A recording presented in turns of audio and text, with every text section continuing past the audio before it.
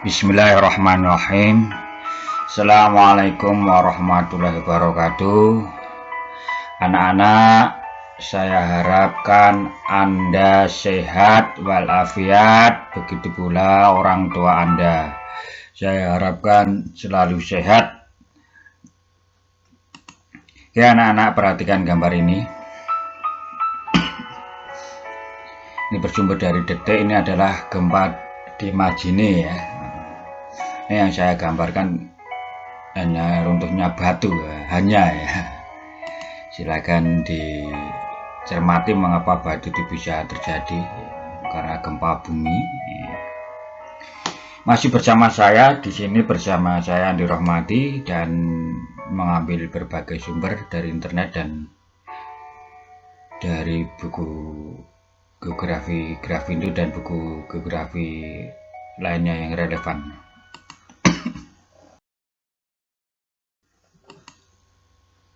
Oke anak-anak, proses seisme dan pengaruhnya terhadap kehidupan.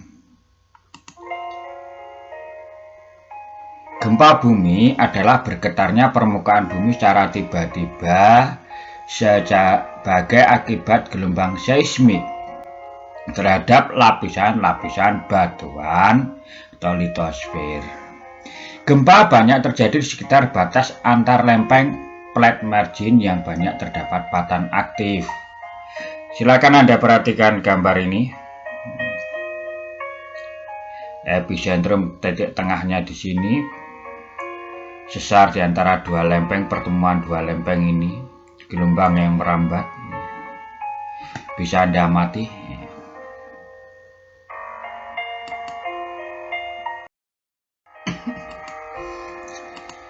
Gempa bumi, berdasarkan penyebabnya, gempa bumi dibedakan atas 4 macam, yaitu gempa tektonik. Gempa tektonik adalah gempa yang terjadi karena proses tektonik berupa pelepasan tenaga akibat pergeseran atau pematahan lempeng tektonik. Gempa tektonik ini sering terjadi di daerah kita, Indonesia. Contohnya Yogyakarta, gempa tahun 2006, gempa Bengkulu tahun 2007, gempa Palu Donggala tahun 2019, kemudian gempa yang terakhir tahun 2021 adalah gempa Majene. Ini contoh dari sumber gempa yang ada di Jogja pada tanggal 26 itu ya, dan itu pada lingkaran itu adalah dampaknya.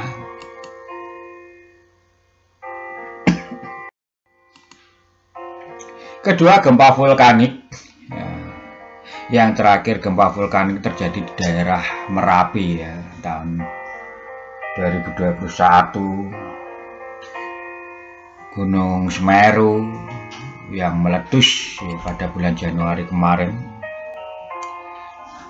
Gempa vulkanik adalah gempa yang terjadi karena kegiatan gunung api sebelum maupun setelah letusan gunung api. Gempa ini bersamaan dengan pergerakan magma yang mendorong ke atas mencari daerah yang lemah, muncul ke permukaan bumi. Gempa ini tidak sekuat gempa tektonik, sehingga terjadi gempa vulkanik ini bisa dirasakan hanya sekitar daerah gunung api. Gempa runtuhan terban ini terjadi di daerah gua kapur,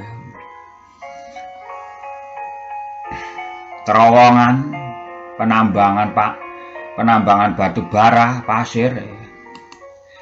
Keempat adalah gempa buatan.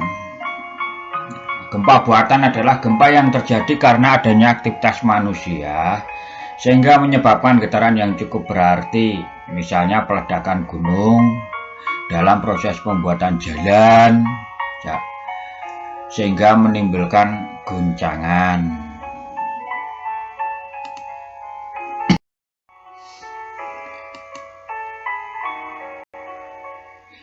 Ya, dari gambar tadi ada kerusakan-kerusakan gempa. Seberapa atau kekuatan gempa bumi itu? Ini adalah gambar apa itu kekuatan gempa bumi diukur menggunakan skala Richter. Selain Richter ada juga MMI dan lain-lainnya. Namun yang di Indonesia seringkali digunakan adalah apa teorinya Carlos Francis Richter ya. Ini Anda lihat ya, kalau di bawah 2,0 itu gempa tidak terasa ya. Kalau 20 sampai 29 tidak terasa tapi tercatat ya. Kalau di atas 10 belum pernah terekam. 5,0 sampai 5,9 kerusakan besar bisa merusak bangunan, contohnya gempa bumi yang ada di Jogja, karena daerah kita dekat dengan Jogja, maka saya ingatkan hanya Jogja. Kemudian gempa skala 6 sampai 69, 7 sampai 79 kerusakannya lebih serius, contohnya gempa Majene, Donggala, Palu, daerah Sulawesi. Gempa yang menyebabkan tsunami biasanya berpusat di daerah tengah laut atau dangkal 0 sampai 30 km berkekuatan 6,5 Richter. Berpola sesar naik atau sesar turun. Nah, dari gambaran ini bisa Anda lihat Anda bayangkan pada gempa yang ada Aceh tahun 2004 sehingga bisa menyebabkan tsunami sangat terkenal itu ya. Walaupun pada tahun 2007 ada gempa dan tsunami yang ada di pantai Pangandaran, namun tidak begitu terkenal dengan seperti Aceh. Anak-anak, ini gambar apa anak-anak? Ya, istilah gempa bumi. Ya, dari gambar ini sudah menunjukkan yang namanya alat pencatat gempa. Dan ini nanti kalau setiap bergerak akan berbunyi ning, ya, ning gitu ya. Ini biasanya kalau untuk mencatat gempa bumi. Kalau saat Gunung Merapi mau melakukan aktivitasnya atau vulkanisme erupsi Merapi, ini juga berbunyi sehingga menyebabkan masyarakat bisa bersiap-siap. Nah, seismologi adalah ilmu yang mempelajari gempa. Seismograf adalah alat pencatat gempa. Ya, seperti ini. Seperti gambar tersebut. Seismogram adalah tabel atau hasil catatan seismograf. Magnitudo adalah parameter kekuatan gempa.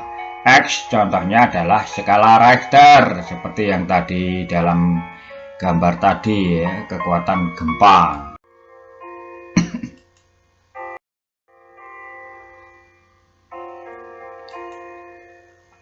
Istilah gempa bumi lagi.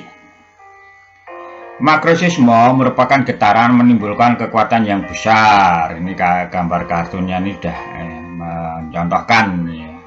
Getaran gempa yang menimbulkan kekuatan yang besar sehingga tanah terbelah, rumah roboh.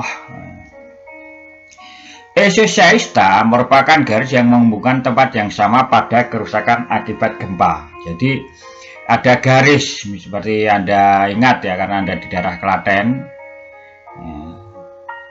Dulu pada tahun 2006 ya, mungkin itu kalau terjadi kerusakan itu garisnya lurus melingkar ya, dari Jogja ganti warna Klaten Wedi ya. Epicentrum merupakan titik atau garis permukaan bumi yang menjadi rambatan gempa. Lokasi epicentrum tegak lurus terhadap hipocentrum.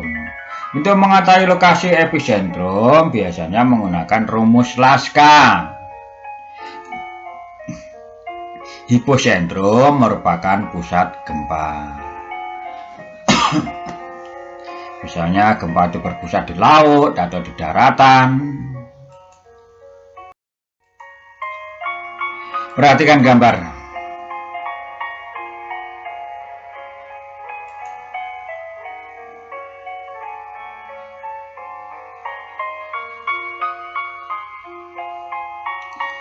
Ya, Anda sudah bisa membayangkan ini ya.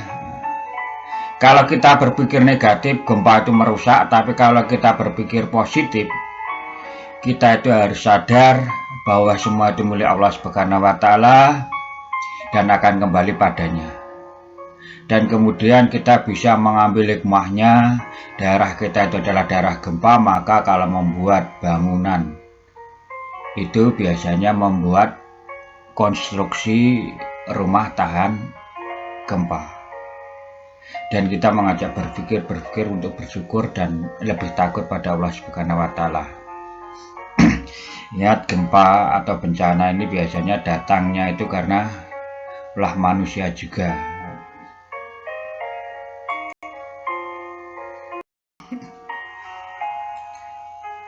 Proses terhadap eksogen dan pengaruhnya terhadap kehidupan.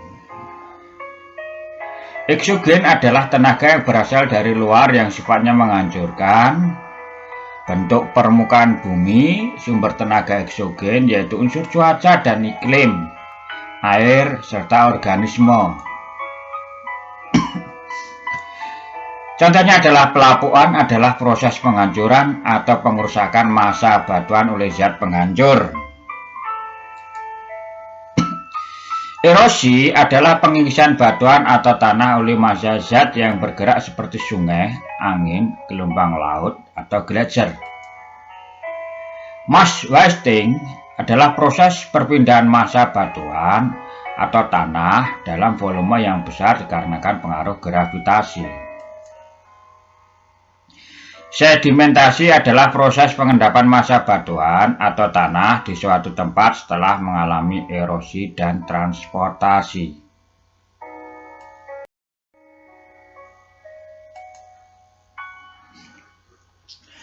Ini contoh dari tenaga eksogen, yaitu banjir di Kalimantan Selatan. Ini dalam sejarah baru pertama kali ini terjadi banjir bandang atau banjir besar daerah Kalimantan. Baru pertama kali. Ini kalau kita memikirkan dampak negatif, kasihan daerah-daerah ini tenggelam, tergenang. Namun kalau kita memikirkan dampak positif, ini terbuka untuk lahan Anda bersedekah, berdonasi kepada masyarakat yang membutuhkan ya. Ya, saya hanya mengajak, silakan bantu korban banjir di pos-pos atau media-media atau organisasi Anda untuk meringankan beban banjir Kalimantan Selatan.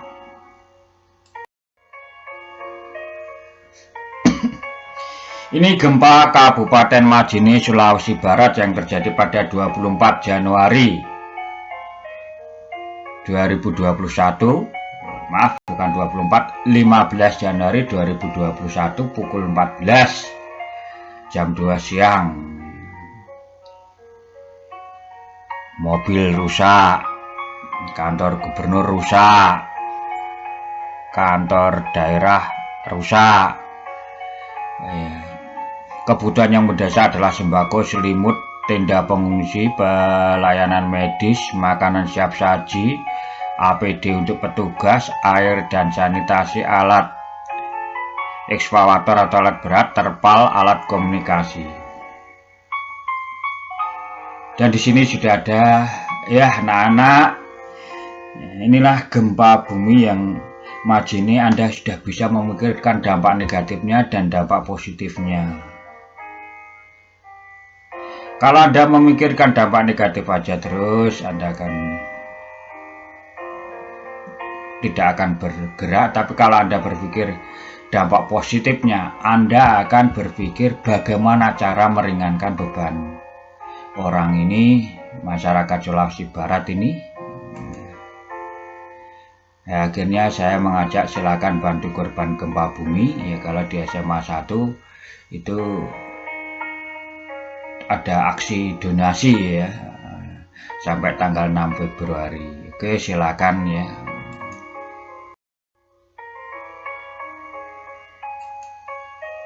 Terima kasih. Semoga kita selalu meningkatkan ketakwaan kita terhadap Allah Subhanahu wa Ta'ala, supaya bencana itu tidak ditimpakan pada kita. Ya, dan akhir kata, bagi yang percaya terhadap Tuhannya masing-masing, ya, silakan tingkatkan keimanan Anda ya, supaya bencana itu tidak ada, cegah maksiat, cegah perbuatan yang merusak lingkungan sehingga tidak terjadi banjir maupun terjadi gempa bumi. Silakan dibuka bukunya dan buka kitab suci masing-masing ya. Ini kalau gempa secara ilmiah, kalau kitab suci secara religi. Oke anak-anak, ini Bu sumbernya saya ambilkan dari buku geografi SMA kelas 10 Lapindo dan sumber internet lainnya. Oke anak-anak, salam kepada orang tua. Akhir kalam, wassalamualaikum warahmatullahi wabarakatuh.